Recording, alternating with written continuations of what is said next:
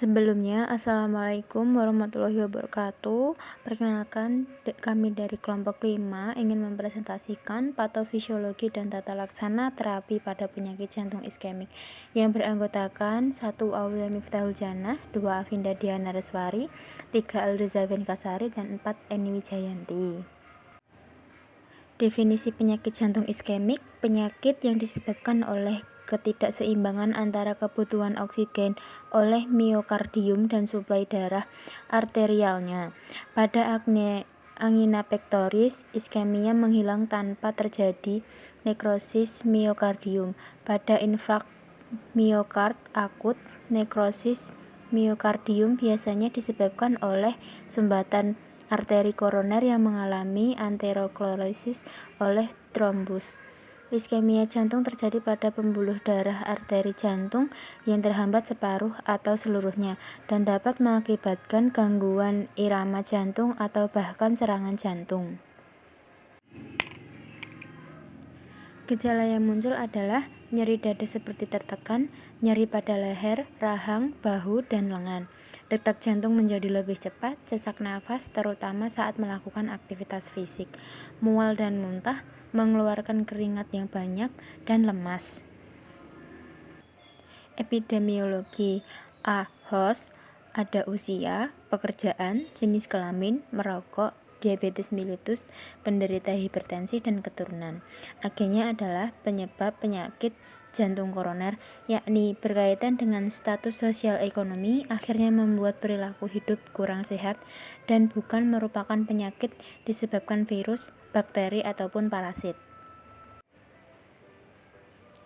Environment: lingkungan yang berpotensi dalam menderita penyakit jantung koroner adalah lingkungan kerja yang berada di bawah tekanan sehingga mengakibatkan stres dan mempengaruhi kerja jantung. Etiologi: berdasarkan penyebabnya, iskemia dapat disebabkan oleh 3 macam, yaitu 1. Berkurangnya aliran darah koroner atau penyebab pada lebih dari 90% kasus yang terjadi karena kombinasi aterosklerosis, vasospasme, dan trombosis koroner. 2. Peningkatan kebutuhan miokardium, misalnya pada tikakardia, hipertrofi jantung. 3. Hipoksia akibat berkurangnya transport oksigen. Secara keseluruhan merupakan penyebab iskemia yang tidak begitu serius jika dibandingkan dengan berkurangnya aliran darah. Mengingat pada keadaan ini, pasokan nutrien dan pengeluaran metabolit tidak berpengaruh. Patofisiologi bermula akibat dari aterosklerosis atau pengerasan pembuluh darah nadi atau arteri, dinding bagian dalam pembuluh darah intima di dalam tubuh, terutama arteri tertutup lapisan sel-sel tipis, karena melindungi jaringan elastis dan jaringan otot. Perkembangan arteriosklerosis berawal dari sel-sel darah putih yang secara normal terdapat dalam sistem pendarahan darah dan mulai menyerang dinding arteri. Sel-sel darah putih ini menembus lapisan dalam dan mulai menyerap tetes-tetes lemak, terutama kolesterol. Ketika mati, sel-sel darah putih meningkatkan kolesterol di bagian dasar dinding arteri karena tidak mampu mencerna kolesterol yang diserap. Akibatnya, lapisan di bawah garis pelindung arteri berangsur-angsur mulai menebal dan jumlah sel otot meningkat. Jaringan perut yang menutupi bagian tersebut terpengaruhi oleh sklerosis. Apabila jaringan perut ini pecah, sel-sel darah yang beredar mulai melekat ke bagian dalam yang mempengaruhi. Manifestasi: gejala iskemia disebabkan oleh ketidakseimbangan antara persediaan dan kebutuhan oksigen. Biasanya nyeri yang timbul karena iskemia mempunyai karakteristik tertentu, yaitu 1. Lokasinya biasanya di dada substernal dengan penjalaran ke leher, rahang, bahu kiri sampai dengan lengan dan jari-jari bagian luar punggung atau pundak kiri. 2. Kualitas nyeri biasanya bukanlah nyeri yang tajam seperti rasa ditusuk-tusuk atau diiris sembilu dan bukan pula mules. Diagnosis 1.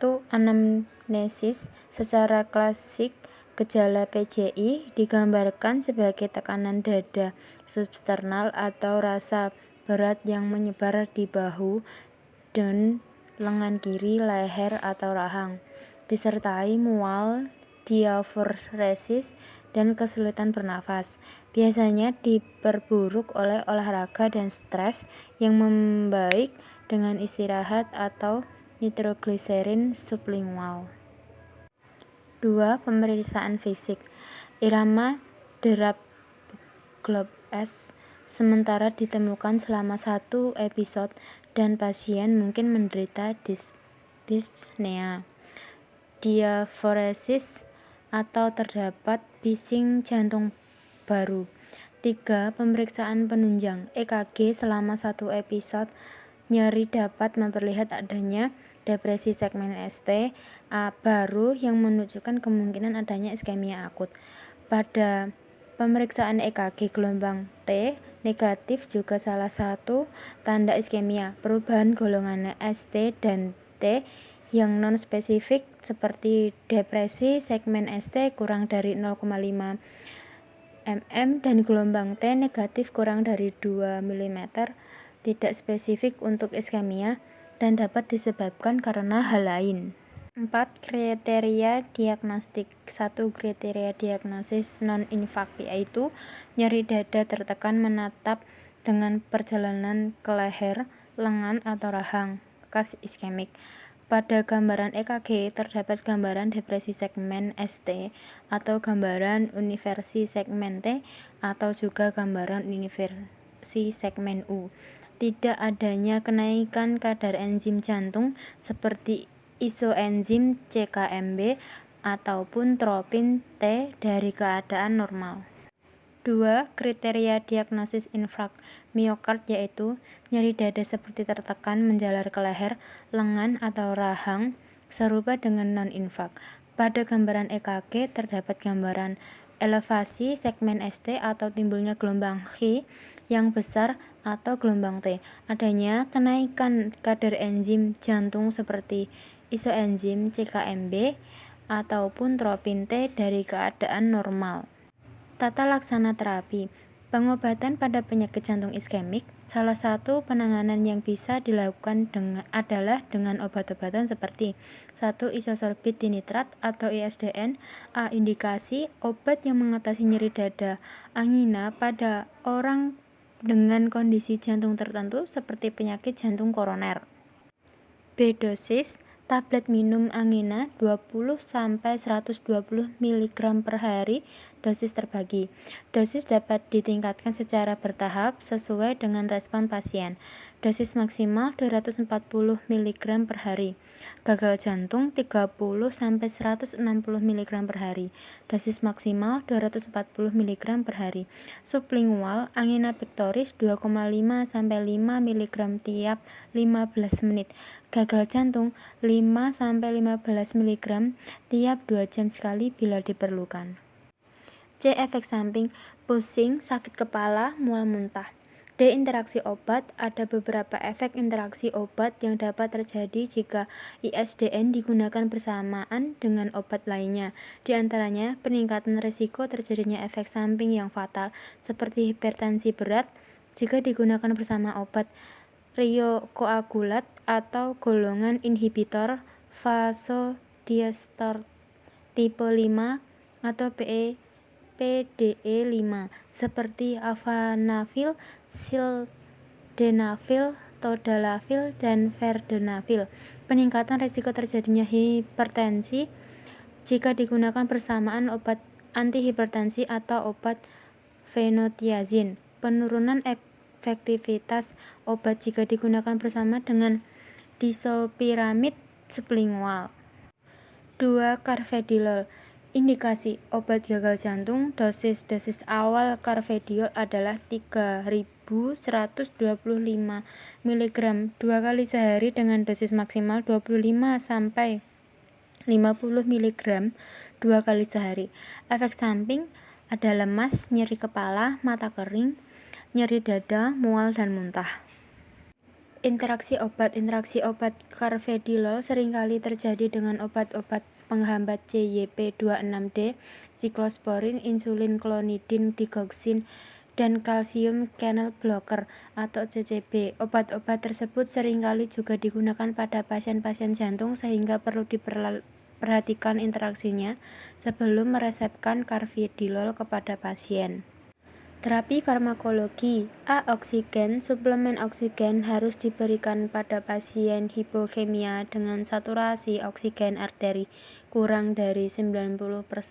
Pada semua pasien STEMI tanpa komplikasi dapat diberikan oksigen selama 6 jam pertama. B. Anti-angina. Nitrat intravena harus diberikan kepada pasien dengan infrak miokard, gagal jantung, kongestif, iskemia persisten, dan hipertensi. Beta blocker sangat bermanfaat untuk mengobati angina pectoris stabil kronik. Golongan obat ini terbukti menurunkan angka mortalitas setelah infrak jantung yang mungkin disebabkan karena efek nanti aritmia.